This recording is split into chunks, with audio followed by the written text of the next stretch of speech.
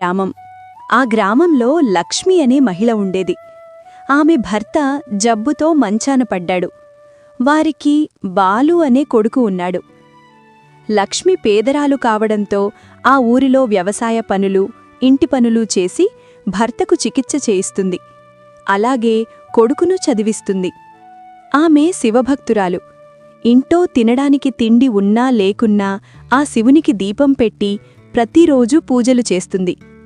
ఒకరోజు లక్ష్మి పగలంతా పనిచేసి కూర్చొని ఉండగా కొడుకు బాలు, అమ్మా, పుస్తకాలు కావాలి. తరగతి గదిలో అందరికీ ఉన్నాయి, నాకు మాత్రం లేవు. టీచర్ పుస్తకాలు లేవని బాగా అరుస్తుంది. కొను అమ్మా. బాలూ, ఈ నెలలో మీ నాన్నకు మందులు కొన్నాన్రా. కొద్ది రోజులు ఆగు బాబూ. కొందాం, ఆ శివయ్య దయవల్ల. ఎప్పుడు ఆగు ఆగు అంటావు. ఏమైనా అడిగినా శివయ్య చూసుకుంటాడు అంటావు. అమ్మా. బాలూ, ఆ శివయ్య ఆజ్ఞ లేకపోతే చీమకూడా కుట్టదు. అన్నింటికీ ఆయన అనుమతి కావాలి బాబూ. అలా బాలుకి సర్ది చెప్తుంది. డాక్టర్ లక్ష్మి భర్త కృష్ణను పరీక్షించి ఇలా అంటాడు. అమ్మా లక్ష్మి, నీ భర్తకి ఆపరేషన్ చెయ్యాలి. లేకపోతే బ్రతకడం కష్టం.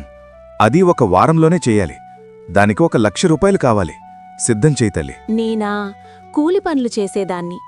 నా దగ్గర అంత డబ్బు లేదు డాక్టర్ గారు అని అంటుంది కొంచెం బాధగా. ఆ మరుసటి రోజు లక్ష్మీబాబాయ్ భద్రం వచ్చి ఇలా అంటాడు. అమ్మా, నేను అబ్బాయి పరిస్థితి గురించి విన్నాను. మనం ఊరి పెద్దను కలుద్దాం. బహుశా ఆయన మనకి సహాయం చేస్తాడేమో. అలా వారిద్దరూ ఊరి పెద్ద దగ్గరికి చేరుకుంటారు. లక్ష్మి తన పరిస్థితి వివరిస్తుంది. అమ్మా, నా దగ్గర ప్రస్తుతం అంత డబ్బు లేదు. నేనొక 30,000 మాత్రం ఇవ్వగలను. అది ఏదైనా తాకట్టు ఉంటేనే. సరేనయ్యా, ఆ 30,000 ఇవ్వండి. అలా తనకున్న చిన్నపాటి భూమిని తాకట్టు పెట్టి ఆ డబ్బు తీసుకుంది. అలా 5 రోజులు కూడా గడుస్తాయి. కాసి డబ్బు సమకూరలేదు. ఒకరోజు రాత్రిపూట లక్ష్మీ శివయ్య ముందు కూర్చుని తన సమస్య గురించి బాధపడుతుంది. అప్పుడే ఇంటి బయటకి ఒక వృద్ధుడు, వృద్ధురాలు వస్తారు. ఏమి కావాలి పెద్దయ్యా? ఎందుకు మీరు ఈ రాత్రివేళ ఇలా వచ్చారు? అమ్మా, ఇది నా భార్య. దీనికి గుండెలో రంధ్రం ఉందంట తల్లి. డాక్టరు నెలగడువు ఇచ్చారు. ఆపరేషన్కి గడువు రేపటితో పూర్తి కావస్తుంది. డబ్బు ఇంకా సమకూరలేదు.